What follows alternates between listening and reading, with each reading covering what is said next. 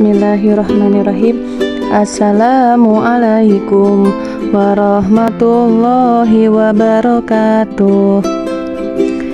Bagaimana kabarnya hari ini? Alhamdulillah, luar biasa, dahsyat, Allahu Akbar ya.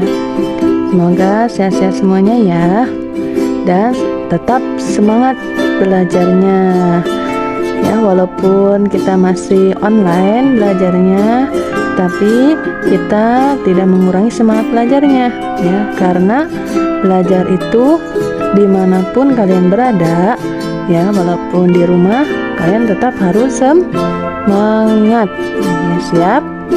Siap ya. Baik, sebelum memulai pembelajaran ya, marilah kita berdoa terlebih dahulu ya, agar pembelajaran kita diberikan kemudahan ya, dan diberikan kelancaran dalam menyerap ilmunya. Yuk kita berdoa, angkat tangannya.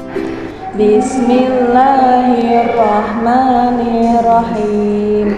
Allahumma aftah lana hikmataka wanshur alaina rahmataka min khazaini rahmatika ya arhamar rahimin.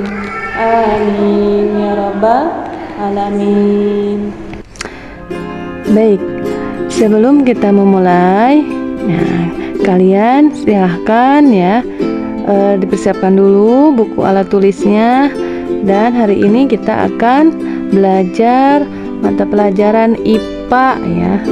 Silahkan kalian buka bukunya, buku Prima 6A ya, halaman 138 ya, halaman 138. Sudah siap?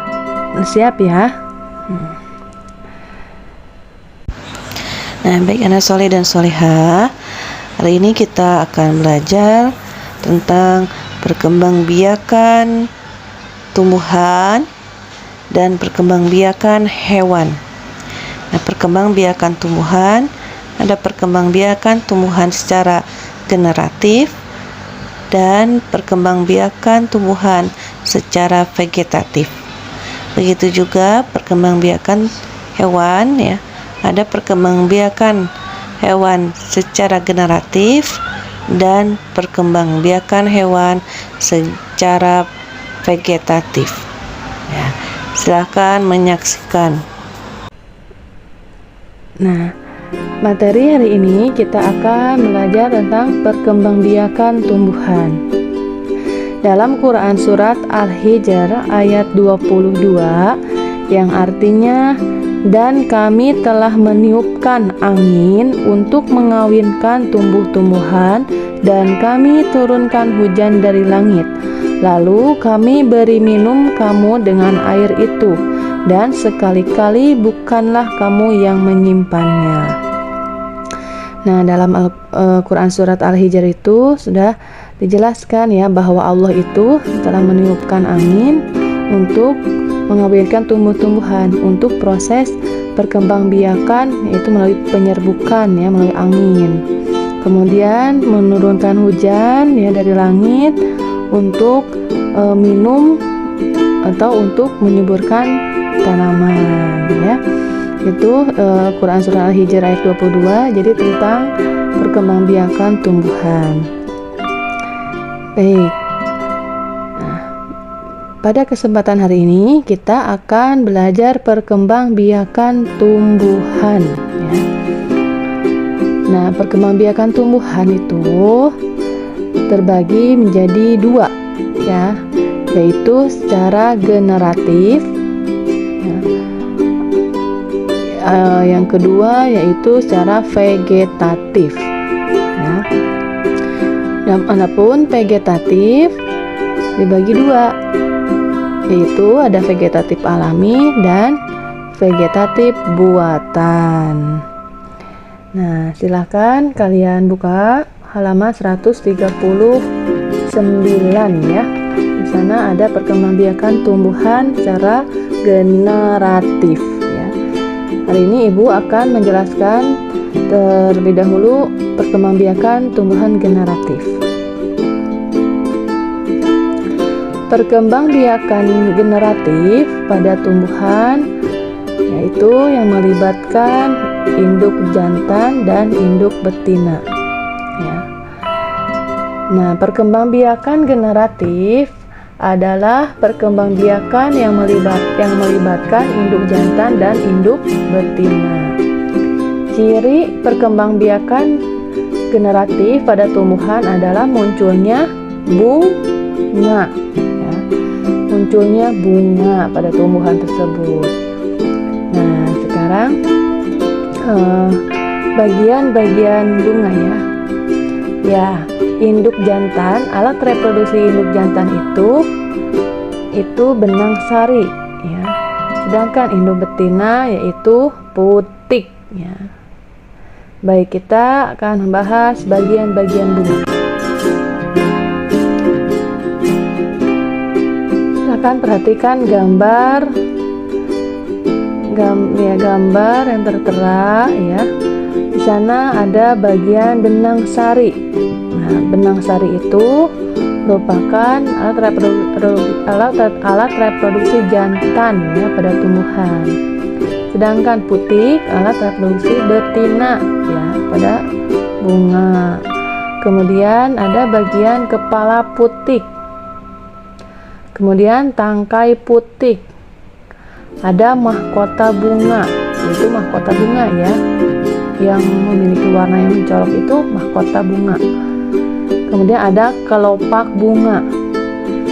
Nah, di sana ada kepala sari, ada tangkai sari, dan bakal biji. Nah, itu bagian-bagian bunga, ya. Jadi sekali lagi, alat reproduksi jantan pada tumbuhan itu yaitu benang sari, sedangkan betina itu putik. Diingat-ingat ya. Nah, perkembangbiakan generatif atau secara kawin melalui penyerbukan dan pembuahan. Nah, itu perkembangbiakan generatif itu melalui penyerbukan dan pembuahan. Nah, pembuahan merupakan, ya, melekatnya putik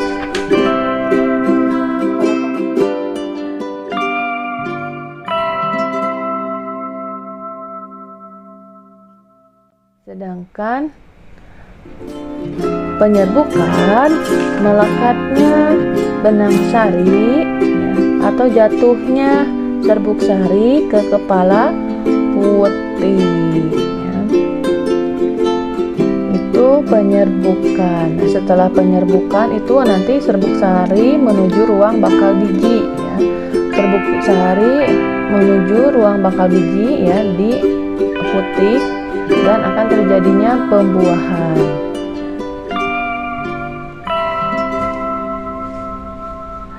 Kemudian ada penyerbukan, ya. Penyerbukan itu peristiwa melekatnya atau jatuhnya serbuk sari ke kepala putik, ya. Nah, berdasarkan asal serbuk sari, penyerbukan dibedakan menjadi 4, ya. Ada penyerbukan sendiri atau autogami, yaitu penyerbukan yang terjadi apabila serbuk sari jatuh di kepala putik bunga itu sendiri, ya. Jadi kepala serbuk sari jatuh ke kepala putik terhadap bunga itu sendiri, ya. Jadi penyerbukan sendiri atau autogami. Kemudian ada penyerbukan tetangga atau geitonogami.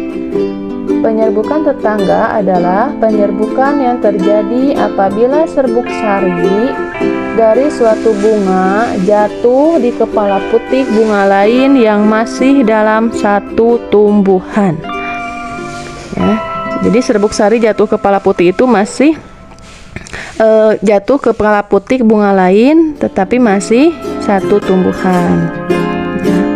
Kemudian ada penyerbukan silang atau alogami.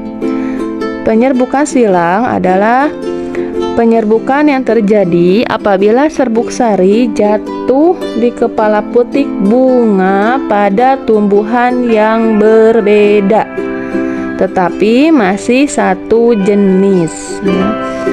Jadi kalau penyerbukan silang itu berbeda tumbuhan ya, tetapi masih satu jenis. Nah, yang terakhir, yang keempat, yaitu ada penyerbukan bastar. Penyerbukan bastar adalah serbuk sari jatuh di kepala putik bunga yang berasal dari tumbuhan yang berbeda varietasnya ya. Jadi berbeda varietasnya.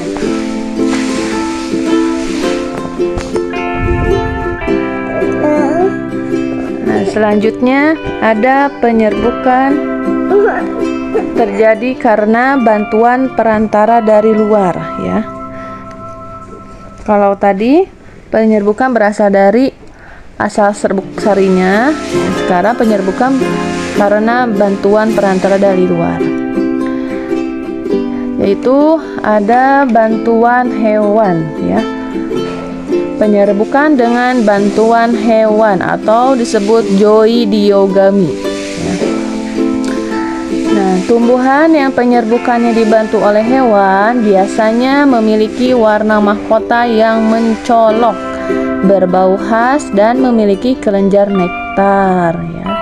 Contoh tumbuhannya yaitu bunga mawar ya, dan bunga matahari atau bunga sepatu. Tuh, ini prosesnya ya. Ketika serbuk sari menempel pada lebah yang hinggap pada bunga saat menghisap nektar, kemudian lebah berpindah dari bunga satu ke bunga lain yang sama jenisnya. Nah, setelah itu serbuk sari yang terbawa oleh lebah menempel pada putik bunga lain. Itu contohnya penyerbukan bantuan hewan ya. Di sini ada proses penyerbukan hewan ini, bantuan hewan lebah ya. Yang kedua yaitu bantuan manusia atau antropogami. Nah, karena tumbuhan itu sulit mengalami penyerbukan secara alami ya, sehingga membutuhkan bantuan manusia ya. Contohnya ya, tuh ini ada tumbuhan salak dan ada vanili. Itu dengan bantuan manusia untuk penyerbukannya. Di sana bisa menggunakan alat juga ya. Nah, kemudian yang ketiga bantuan angin, anemogami. Penyerbukan dengan bantuan angin, tumbuhan yang penyerbukannya dibantu oleh angin memiliki serbuk sari yang kering, ringan ya, kepala putik menjulur keluar dan tidak memiliki kelenjar nektar. Contohnya jagung dan padi ya. Nah, ini prosesnya. Nah, ketika tiupan angin membuat serbuk sari terlepas, kemudian serbuk sari terbawa angin. Nah, serbuk sari menempel pada putik bunga lain. Jadi serbuk sari terlepas itu oleh angin ya. Kemudian serbuk sari menempel pada putik bunga lain. Nah, selanjutnya yaitu bantuan air. Penyerbukan dengan bantuan air ya. Biasanya ini adalah tumbuhan yang hidup di air ya. Contohnya Hydrilia sp. Nah, ini prosesnya. Ketika serbuk sari lepas dari tangkai sari, kemudian serbuk sari terbawa arus air. Nah, sehingga serbuk sari menempel pada putik tanaman lain. Nah, itu penyerbukan bantuan air ya. Nah, itu macam-macam penyerbukan ya. Perantara penyerbukan dengan bantuan dari luar. Paham sampai sini? Nggak paham ya? Nah, setelah terjadi penyerbukan dan pembuahan ya. Nah, ini proses pembuahan dulu ya. Pembuahan yaitu serbuk sari akan masuk ke bakal biji melalui bulu serbuk sari. Nah, pembuahan adalah peleburan serbuk sari sel kelamin jantan atau spermatozoid dengan kepala putih sel kelamin betina atau sel telur. Hasil dari pembuahan adalah zigot. Hasil dari pembuahan adalah zigot. Nah, setelah terbentuk zigot akan membentuk lembaga, ya, lembaga pada biji. Kemudian terbentuk bakal biji dan bakal buah. Setelah itu ada daging buah dan akan jadi buah. Nah, itu proses pembuahan. Nah, kemudian untuk proses penyebaran biji, ya. Oh ya, ini ada contoh proses pembuahan, ya. Ada pepaya, jeruk, jagung, mangga, apel, salak, durian, dan padi. Nah, sekarang ada proses penyebaran biji, ya. Ada proses penyebaran biji, yaitu melalui bantuan manusia atau antropokori. Penyebaran biji dengan bantuan manusia dapat dilakukan dengan sengaja maupun tidak sengaja. Contohnya dengan sengaja padi dan jagung. Adapun secara tidak sengaja, biasanya karena tumbuhan tersebut memiliki struktur yang melekat pada pakaian. Contohnya rumput. Nah, ini kalau kalian pernah pergi ke kebun atau hutan, ya, tiba-tiba di baju itu suka ada yang nempel, ya, ada rumput-rumput, bulu-bulu rumput. Nah, itu penyebaran biji secara melalui bantuan manusia dengan tidak sengaja. Itu gambarnya, ya.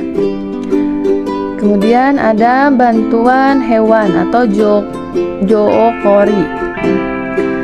Zookori dibagi menjadi 4, yaitu ada entomokori melalui bantuan hewan serangga, contohnya wijen dan tembakau, ya. Kemudian ada chiropterokori dengan bantuan hewan kelelawar, contohnya jambu biji dan pepaya. Kemudian ada ornitokori dengan bantuan hewan burung, contohnya beringin dan benalu. Kemudian ada mamokori, hewan mamalia, ya, contohnya biji kopi. Nah, itu dengan bantuan hewan, ya. Kemudian yang ketiga ada bantuan gravitasi, penyebaran biji dengan bantuan gravitasi.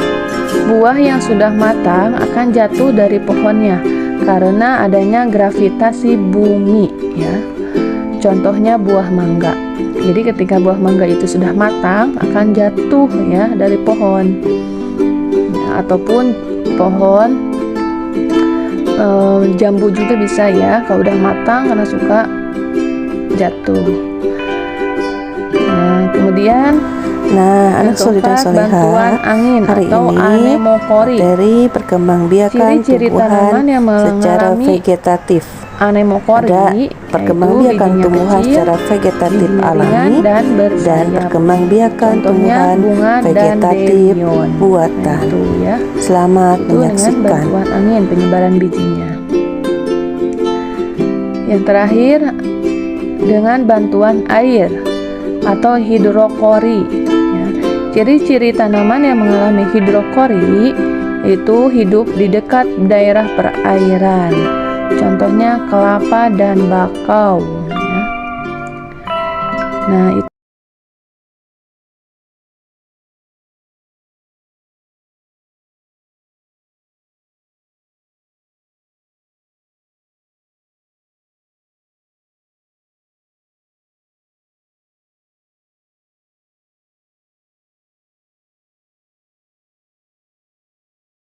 sekarang perkembangbiakan tumbuhan secara vegetatif. Ada yang masih ingat apa itu vegetatif? Vegetatif itu ya, perkembangbiakan secara tidak kawin ya. Nah, perkembangbiakan tumbuhan vegetatif dibagi menjadi dua. Ada vegetatif alami dan ada vegetatif buatan. Adapun vegetatif alami ya, ada spora, kemudian umbi bakar, ada tunas, tunas adventif, rizoma, umbi batang, umbi lapis, dan geragi.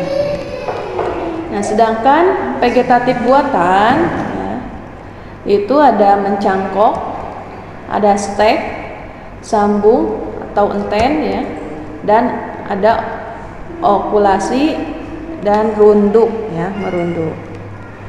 Oke, nanti kita akan bahas satu-satu ya. Perkembangbiakan vegetatif alami adalah perkembangbiakan secara tidak kawin ya, pada tumbuhan yang terjadi dengan sendirinya tanpa bantuan. Jadi kalau alami itu tumbuhan itu terjadi dengan sendirinya ya, tanpa bantuan baik tanpa bantuan manusia ataupun penyerbukan hewan ya.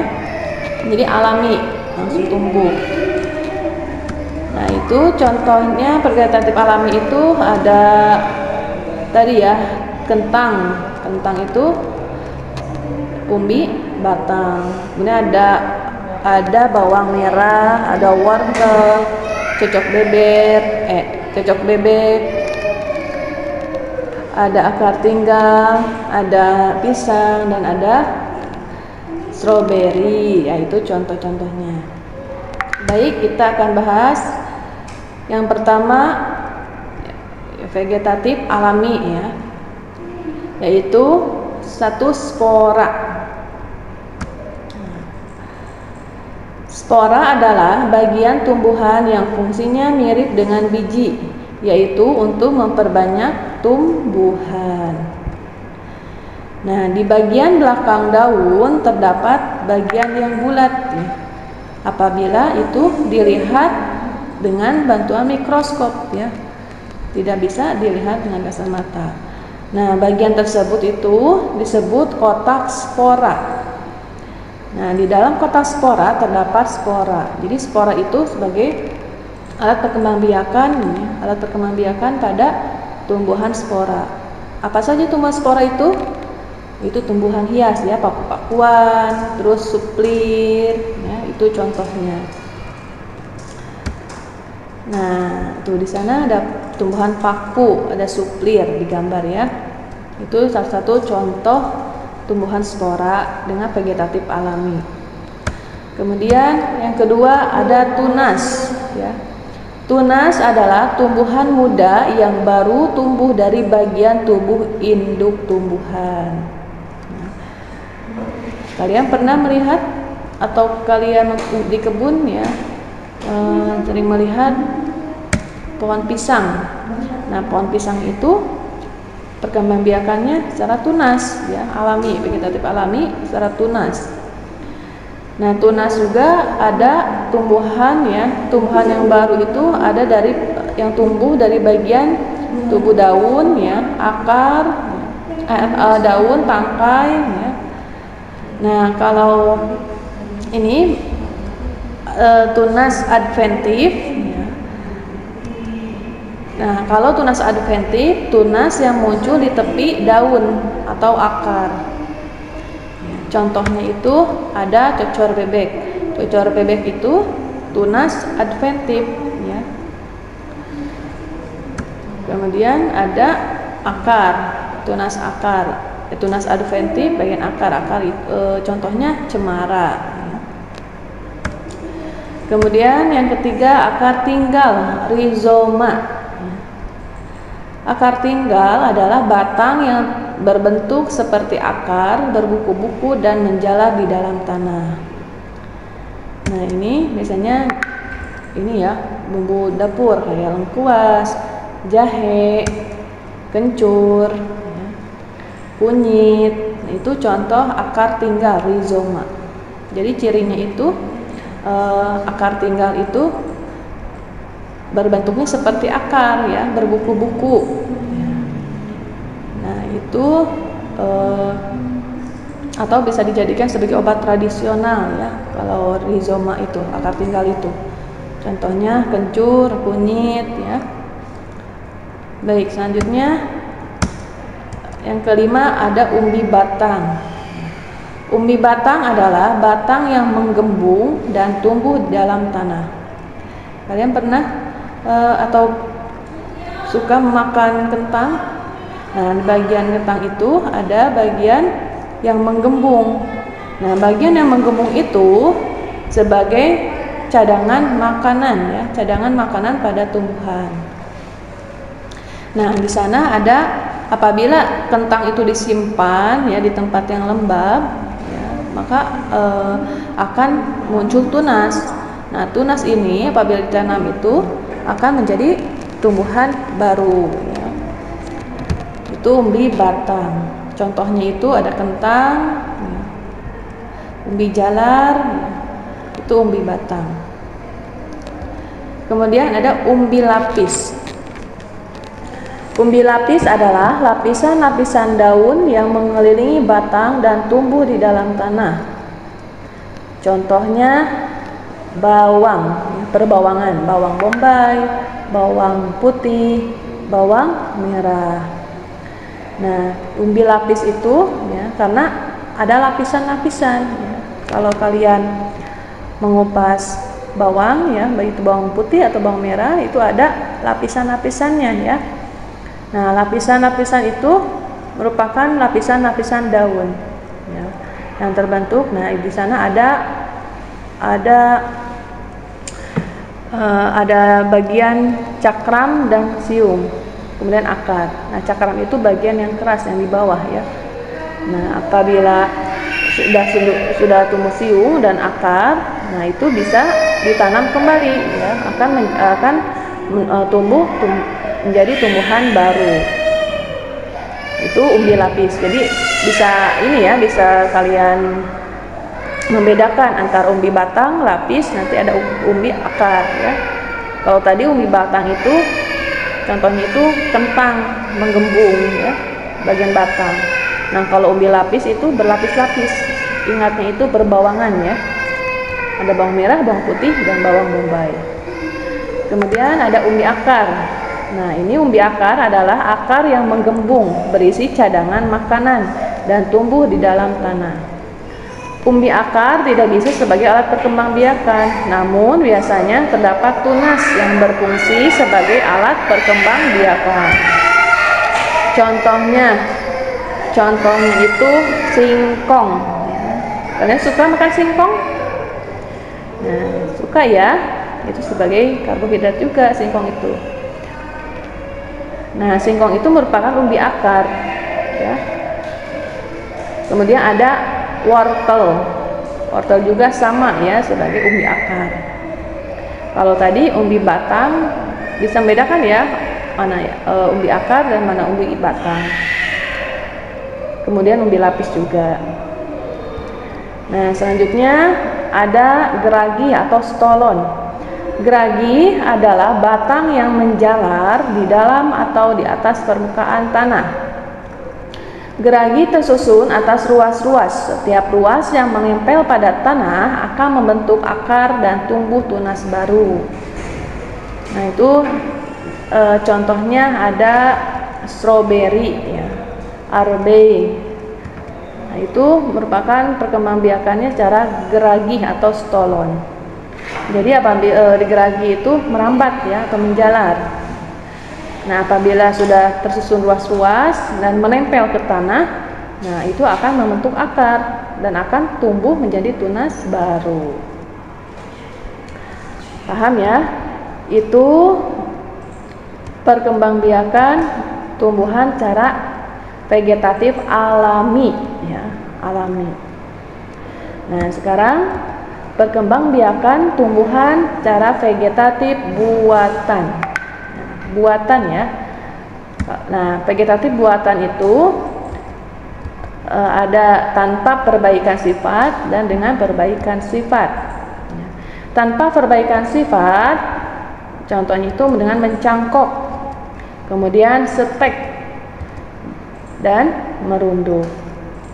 Nah, dengan perbaikan sifat, okulasi dan menyambung atau enten. Nah, baik, kita bahas satu-satu perkembangbiakan vegetatif buatan. Yang pertama, mencangkok. Nah, mencangkok itu membuat cabang batang tanaman menjadi berakar. Ya. Nah, kalian apabila punya pohon jambu atau mangga ya, apabila ingin cepat berbuah, ya, bisa dengan cara mencangkok. Nah, mencangkok ini tetapi tidak semua tumbuhan bisa dicangkok ya. Jadi ada harus tumbuhan yang berbiji keping 2 atau dikotil ya. Nah, misalnya jeruk, ya, jambu, mangga, ya, rambutan, ya, dan sebagainya. Kemudian sebelum mencangkok, kalian juga harus memilih dulu pohon yang akan dicangkok. Nah, salah satunya itu cabang pohon yang sudah agak tua ya. Dan batang yang dipilih itu harus batang yang lurus. Baik, kita nah di sini ada gambar ya, ada gambar cara langkah-langkah mencangkok. Yang pertama ya,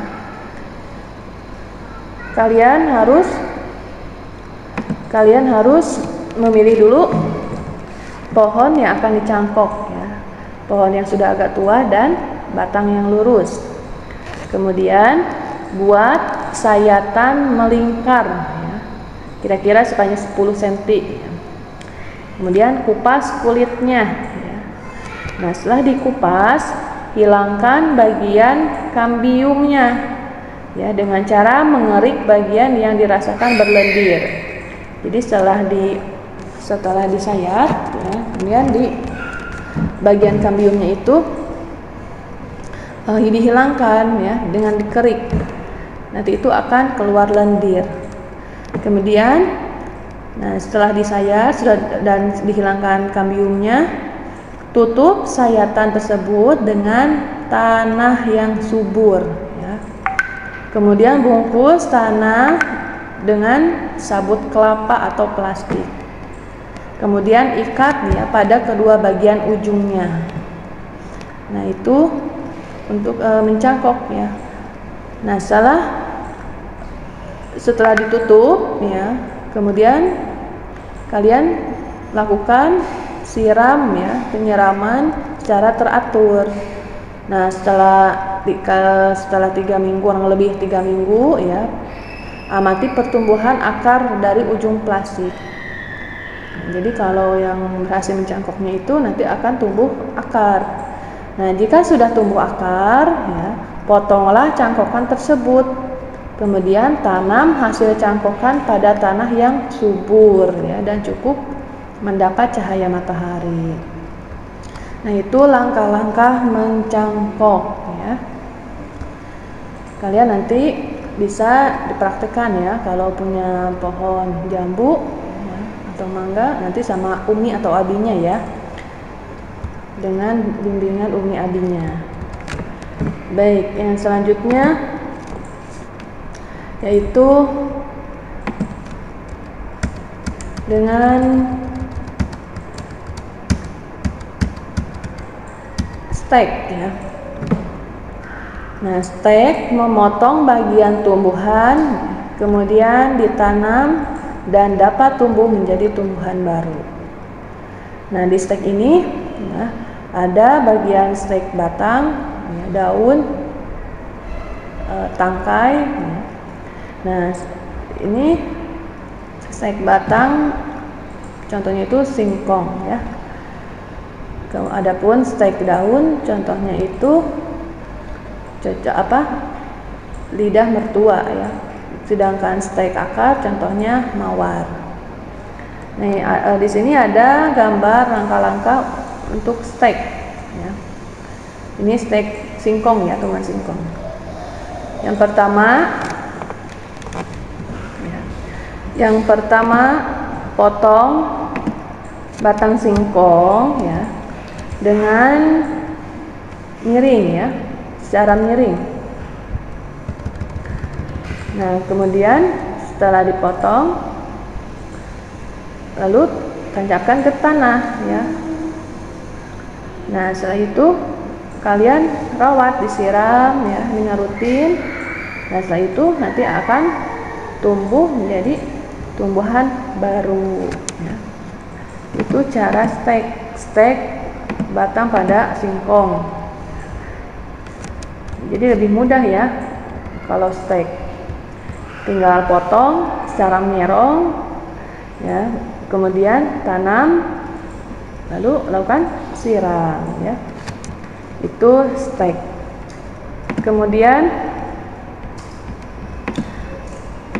ada sambung atau enten ya, nyambung. Nah, sambung itu menggabungkan dua sifat unggul dari individu yang berbeda. Misalnya, untuk menyokong tumbuhan dibutuhkan jenis tumbuhan yang memiliki akar kuat ya. Sementara untuk menghasilkan buah atau daun atau bunga dibutuhkan tumbuhan yang memiliki produktivitas tinggi. Nah, tumbuhan yang dihasilkan memiliki akar kuat dan produktivitas yang tinggi, itu contohnya tumbuhan bisa disambung ya. Contohnya yaitu tomat ya dengan terong. Itu bisa disambung. Nah, adapun langkah-langkahnya, yang pertama, potonglah bagian batang dari tumbuhan satu. Kemudian, potonglah bagian batang dari tumbuhan dua. Nah, tumbuhan satu dan tumbuhan dua disambungkan.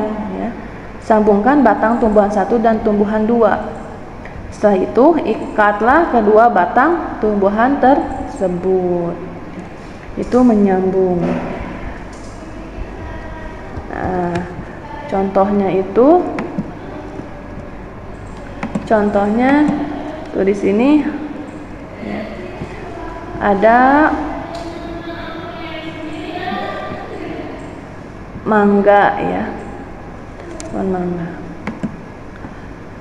Kemudian ada okulasi atau menempel. Okulasi atau menempel adalah menggabungkan ya mata tunas, menempelkan tunas ya, pada batang tanaman sejenis yang akan dijadikan induk, atau ya menggabungkan mata tunas suatu tumbuhan pada batang tumbuhan lain. Tumbuhan yang akan ditempel harus yang kuat ya. Bertujuannya itu, okulasi itu tujuannya untuk menggabungkan dua tumbuhan yang berbeda sifat. Nantinya itu akan dihasilkan tumbuhan yang memiliki dua jenis buah atau bunga yang berbeda sifat. Contohnya, okulasi pada bunga mawar ya, akan menghasilkan dua warna atau lebih yang berbeda.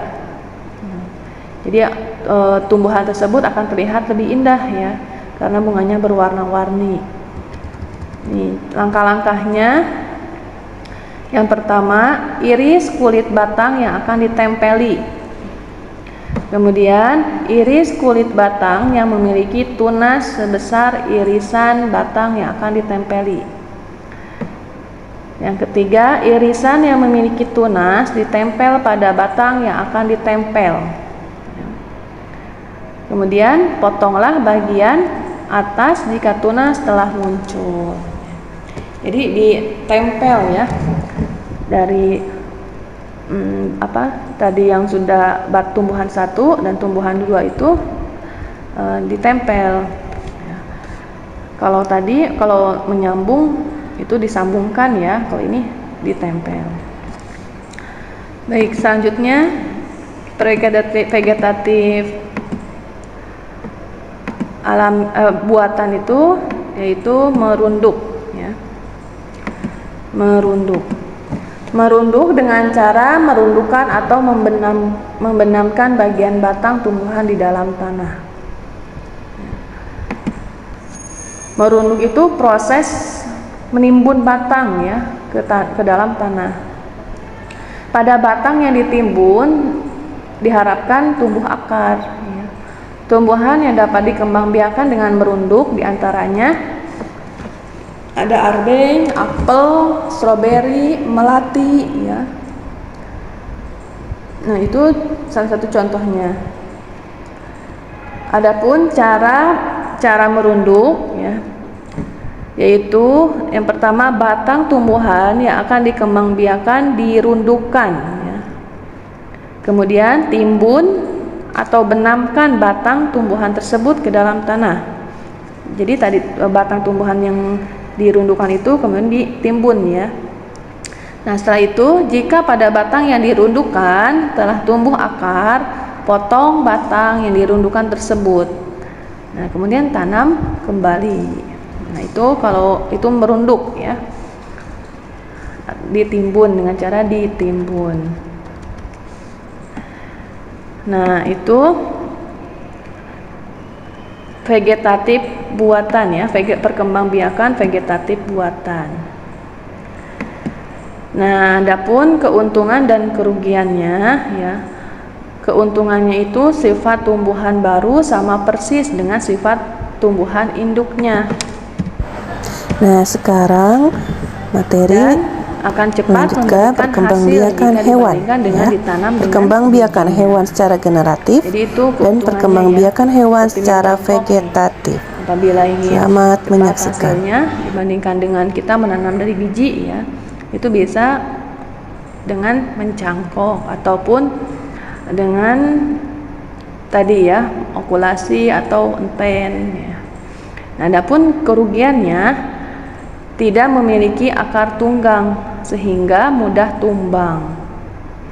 Jadi ketika yang tadi misalkan contohnya di cangkok atau di enten itu tidak memiliki akar tunggang ya. Kemudian menghasilkan sedikit tumbuhan baru dan dapat merusak tumbuhan induk. Nah, ini merusaknya itu karena contohnya yang tadi kayak mencangkok itu kan disayat dulu. Ya, itu merusak tumbuhan induk. Nah, itu materi perkembangbiakan tumbuhan secara vegetatif.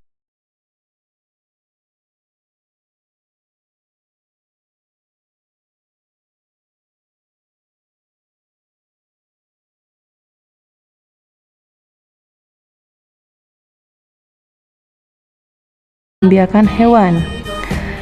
Nah, adapun perkembangbiakan hewan itu ya, ada perkembangbiakan hewan secara generatif dan perkembangbiakan hewan secara vegetatif.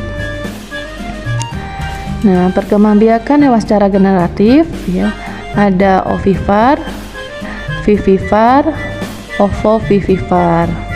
Adapun perkembangbiakan hewan secara vegetatif ada fragmentasi, tunas, dan amoeba. Baik, kita akan menjelaskan satu-satu ya. Perkembangbiakan hewan secara generatif.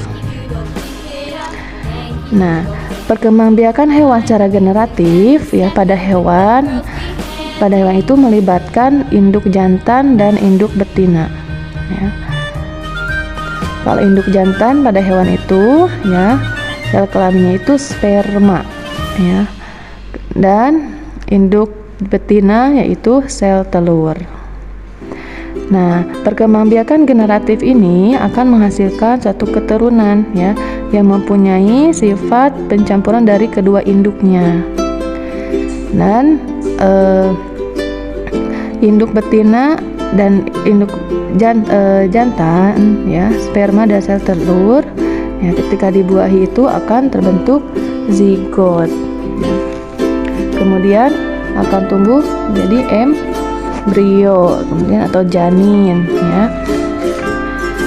Nah, zigot itu sel telur yang telah dibuahi ya dengan sperma. Nah, kemudian zigot akan tumbuh menjadi janin dan tumbuh menjadi anak ya, atau individu baru. Baik, perkembangbiakan hewan secara generatif itu ada berdasarkan caranya ya. Ada pembuahan itu di luar tubuh atau fertilisasi eksternal ya. dan ada pembuahan di dalam tubuh atau fertilisasi internal. Nah, pembuahan di luar tubuh atau fertilisasi eksternal, pembuahan terjadi karena penggabungan sel telur dan sperma di luar tubuh induknya. Ya. Contohnya pada ikan dan katak. Nah, di sana tuh ada gambar ya, ada telur dibuahi di luar tubuhnya. Nah, kalau pembuahan di dalam tubuh ya, fertilisasi internal, artinya itu penggabungan sel telur dan sel spermanya terjadi di dalam tubuh induknya. Ya. Nah, pembuahan di dalam tubuh itu terutama terjadi pada kelompok reptilia ya, atau hewan melata, unggas dan mamalia. Ya, hewan menyusui. Nah, kemudian perkembangbiakan hewan berdasarkan tempat janinnya. Nah, tempat janinnya itu yang pertama ada ovipar, yaitu dengan bertelur. Kemudian ada juga vivipar, yaitu melahirkan, dan ada ovovivipar, hewan bertelur dan melahirkan. Nah, yang pertama ovipar, bertelur. Nah, pernahkah kalian melihat isi telur ayam? Ya, isi telur ayam itu merupakan hasil pembuahan ya, antara sel kelamin betina dan sel kelamin jantan. Nah, ayam betina akan menghasilkan sel kelamin betina disebut sel telur, ya. Sedangkan ayam jantan akan menghasilkan sel kelamin jantan disebut sel sperma. Nah, kemudian pertemuan sel telur dan sel sperma terjadi melalui perkawinan antara hewan betina dan jantan. Setelah itu akan terbentuknya zigot. Nah, setelah ayam jantan membuahi sel telur, ya, saat sel telur masih ada di dalam tubuh ayam betina, nah, kemudian zigot itu dilindungi oleh cangkang. Ya. Cangkang kemudian dikeluarkan dari tubuh induknya yang disebut telur, kemudian dierami sampai menetas. Ya. Jadi ovipar itu, embrio hewan ovipar itu tumbuh dan berkembang di dalam telur ya, yang dibungkus oleh cangkang. Nah, di sana ada gambar, nah, di mana gambar satu itu kondisi embrio dalam 1 hari ya, embrio ayam itu dalam keadaan 1 hari. Kemudian setelah 6 hari, berarti ini kondisi setelah dierami ya. Setelah 6 hari itu sudah terbentuk ya. Terus setelah 8 hari juga sudah terbentuk mata ya, organ-organ tubuh lainnya. Sampai setelah 21 hari telur itu akan menetas. Jadi ovipar itu embrionya berkembang di dalam telur ya, yang dibungkus oleh cangkang. Adapun ciri-cirinya, ya, ciri-ciri hewan ovipar. Yang pertama, janin tumbuh di luar tubuh induk betina, ya, tetapi di dalam telur bercangkang. Kemudian janin memperoleh makanan dari cadangan makanan yang tersimpan dalam telur.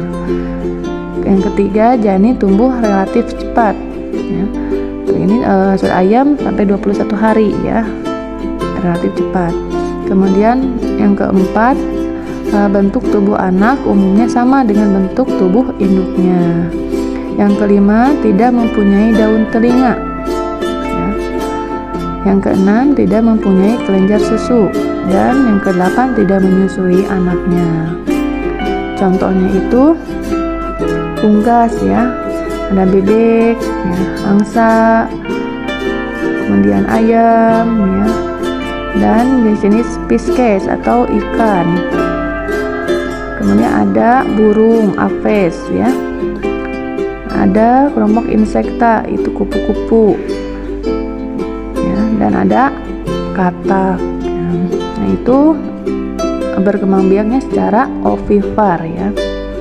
Kemudian perkembangbiakan hewan berdasarkan tempat pertumbuhan janin itu ada vivipar, itu melahirkan ya. Nah, vivipar embrio akan berada di dalam tubuh induknya sampai waktunya dilahirkan. Ya, itu disebut vivivar. Nah, pada hewan yang melahirkan anak itu, ketika sel telur dan sel sperma di dalam tubuh induknya, ya, embrio akan berada di dalam tubuh induknya sampai waktunya dilahirkan. Ya, jadi itu embrionya itu di dalam induknya sampai melahirkan. Hewan ciri-cirinya, hewan vivivar itu, yang pertama, janin tumbuh di dalam rahim induk betina, ya, selama masa kehamilan. Kemudian janin memperoleh makanan dari induknya dengan perantara tali pusat atau plasenta. Yang ketiga, pertumbuhan janin relatif lambat, ya, ada berjarak ya berapa bulan gitu ya. Kemudian 4, bentuk tubuh anak yang lahir sama dengan bentuk tubuh induk. Yang kelima, mempunyai daun telinga. Yang keenam, induk betina menyusui anaknya atau disebut mamalia, ya. Contohnya itu nanti kelompok mamalia, ya. Apa saja? Ada sapi, kuda, ada singa, gajah, kucing, ya, dan yang lainnya. Nah, itu kelompok perkembangbiakan hewan secara vivivar, itu melahirkan. Selanjutnya ada kelompok hewan ovovivivar, melahirkan dan bertelur. Nah, ovovivivar, embrio dibungkus oleh cangkang telur, ya. Namun telur tidak akan dikeluarkan dari tubuh induknya sampai menetas. Kemudian anak hewan dikeluarkan dari tubuh induk seperti melahirkan, ya. Nah, itu hewan ovovivivar, ya. Jadi setelah terjadi pembuahan, ya, kemudian telur itu terus berkembang di dalam induknya, ya. Kalau tadi ovivar, ya, yang bertelur itu kan di luar induknya. Nah, tetapi kalau ovovivivar di dalam tubuh induknya. Kemudian makanan yang dibutuhkan embrio itu tidak berasal dari induk, akan tetapi makanan berasal dari cadangan makanan yang terdapat di dalam telur. Nah, setelah tiba waktunya dilahirkan, anaknya akan keluar dari tubuh induknya, ya. Jadi akan melahirkan gitu. Jadi contoh hewan ovovivivar itu paus, ya, hiu, ya, ikan pari, buaya, dan beberapa jenis ular, ya. Nah, tuh di sana ada gambar telur menetas dan keluar anak buaya. Ya. Itu perkembangbiakan hewan berdasarkan tempat janinnya, ya. Nah, sekarang perkembangbiakan hewan secara vegetatif, ya. Yang tadi secara generatif. Nah, sekarang vegetatif. Perkembangbiakan hewan secara vegetatif hanya melibatkan satu induk, ya. Kalau generatif itu 2 induk, ya, induk jantan dan induk betina. Nah, kalau vegetatif hanya satu induk. Kemudian perkembangbiakan vegetatif akan menghasilkan keturunan yang mirip dengan induknya, ya. Kemudian perkembangbiakan vegetatif dialami oleh hewan tingkat rendah yang belum memiliki tulang belakang. Ya, jadi yang belum memiliki tulang belakang, ya. Nah, perkembangbiakan hewan secara vegetatif itu contohnya itu ada fragmentasi, ya. Cacing contohnya fragmentasi itu, planaria. Kemudian ada tunas, contohnya itu hidra. Dan ada amuba, ya, membelah diri. Yang pertama fragmentasi.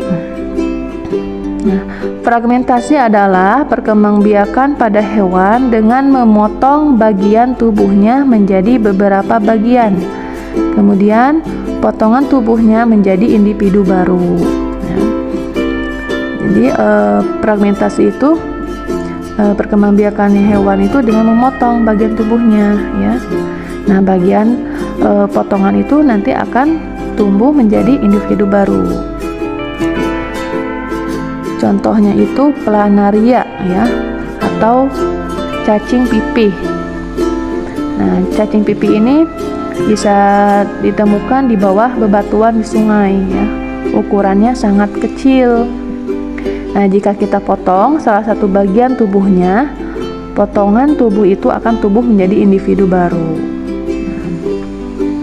Itu fragmentasi. Jadi ingat ya, kalau fragmentasi itu dengan memotong bagian tubuhnya ya.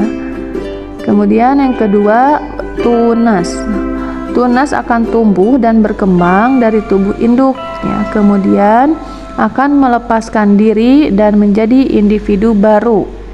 Nah, perkembangbiakan dengan cara pembentukan tunas antara lain terjadi pada hidra dan ubur-ubur. Nah, hidra itu merupakan hewan yang tidak bertulang belakang ya. Hidra hidupnya di air tawar.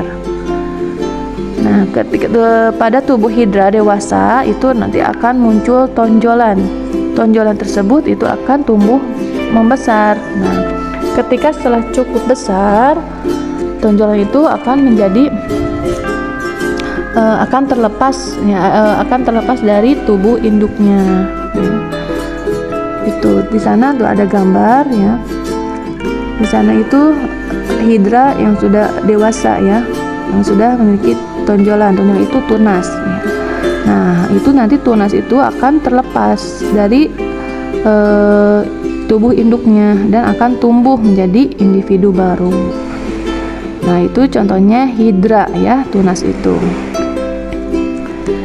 Selanjutnya yang terakhir yaitu membelah diri atau amuba. Perkembangbiakan amuba terjadi pada hewan bersel satu ya, seperti amuba, protozoa, paramecium, dan virus. Nah, secara umum perkembangbiakan vegetatif pada hewan bersel satu yaitu dengan cara membelah diri.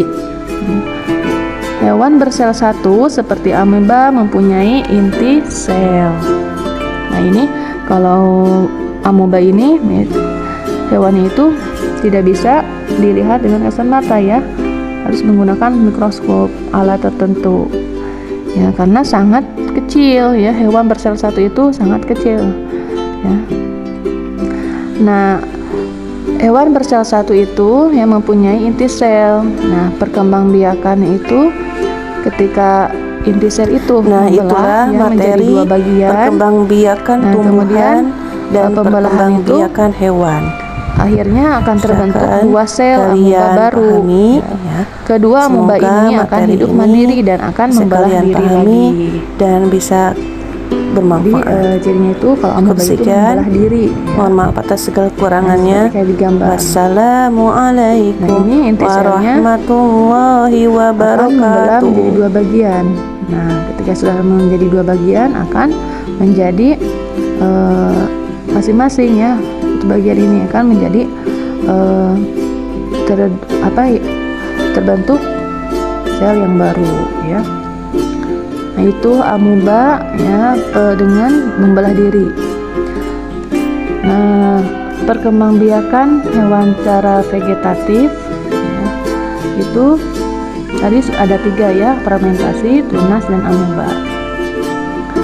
Baik, pembelajaran IPA hari ini. Anak soleh dan soleha, bagaimana?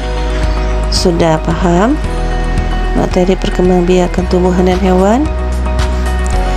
Nah, itulah ya materi perkembangbiakan tumbuhan secara generatif dan vegetatif, dan perkembangbiakan hewan secara generatif dan vegetatif ya. Terima kasih. Wassalamualaikum warahmatullahi wabarakatuh.